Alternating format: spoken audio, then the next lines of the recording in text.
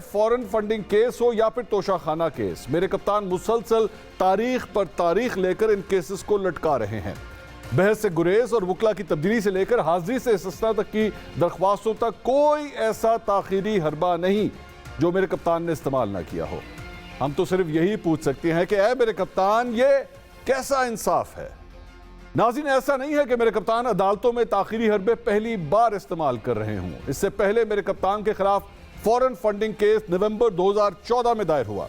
Foreign funding case का फैसला लटकाने के लिए भी मेरे कप्तान ने एड़ी चोटी का जोर लगाया।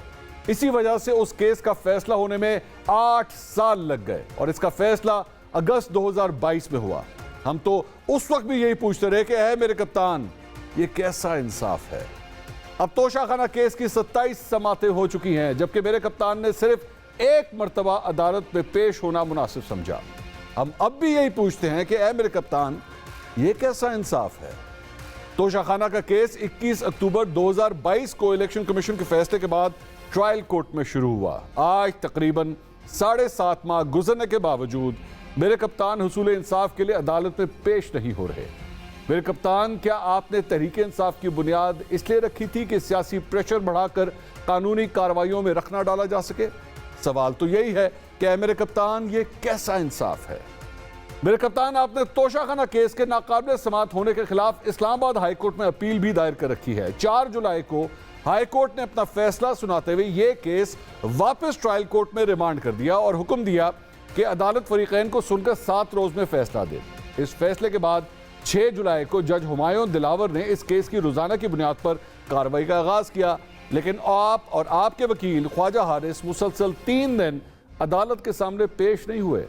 हम यही पूछते हैं कि ऐ मेरे कप्तान, ये कैसा इंसाफ है। फिर अदालत ने दरख्वास्त के काबिल समात होने का फैसला सुनाते हुए 12 जुलाई से ट्रायल के बाकायदा आगाज का हुक्म दिया। मेरे कप्तान, 12 जुलाई थी, आज फिर जज हुमायूं दिलावर की अदालत में पेश नहीं हुए। क्या हम पूछ सकते हैं कि ऐ मेरे कप्तान, ये कैसा इंसाफ है।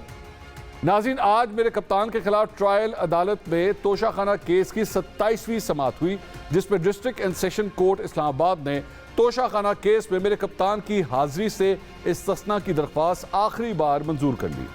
जब तहरीक इंसाफ के वकील नियाजुल्लाह नियाजी ने मेरे कप्तान की हाजिरी से इस्तिस्ना की दरख्वास्त की तो एडिशनल सेशन जज हुमायूं दिलावर ने रिमार्क्स दिए कि 7 माह से केस इल्तवा का शिकार है।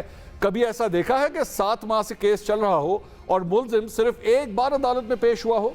दौरान समात तहरीक इंसाफ के वकील शेर अफजल मरवत और मुअज़्ज़ज़ जज हुमायूं दिलावर के दरमियान तल्ख जुमलों का तबादला हुआ। जज ने पीटीआई वकील को मुखातिब करते हुए कहा कि हम आज आपकी कोई बात नहीं सुन रहे, कल देखा जाएगा। जिस पर वकील शेर अफजल मरवत ने कहा कि आप इस तरह नहीं कर सकते। मुअज़्ज़ज़ जज ने कहा कि लगता है आपको इसी मकसद के लिए लाया गया है।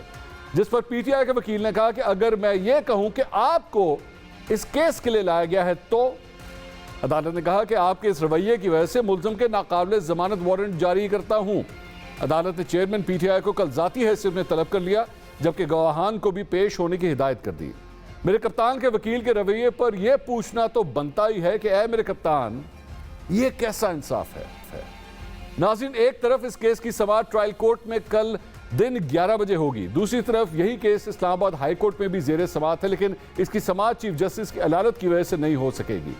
जबकि तीसरी तरफ मेरे कप्तान इस्लामाबाद हाई कोर्ट के 4 जुलाई के फैसले के खिलाफ पहले ही सुप्रीम कोर्ट में पिटीशन दायर कर चुके हैं। यूं मेरे कप्तान इस रेफरेंस के खिलाफ बेक वक्त सेशन कोर्ट, हाई कोर्ट और सुप्रीम कोर्ट में जंग लड़ रहे हैं। पूछना तो बनता है कि मेरे कप्तान, ये कैसा इंसाफ है।